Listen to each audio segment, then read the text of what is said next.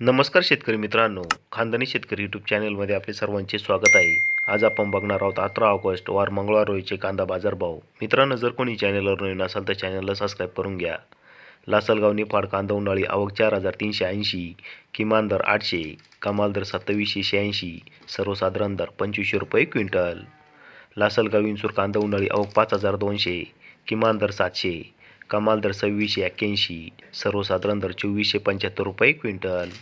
मालेगाव मुंगसे कांदा उन्हाळी आवक 12,000, किमान दर 300, कमाल दर 2715, सर्वसाधारण दर 2400 रुपये क्विंटल. कळवण कांदा उन्हाळी आवक 16,300, किमान दर 900, कमाल दर 3251, सर्वसाधारण दर 2300 रुपये क्विंटल.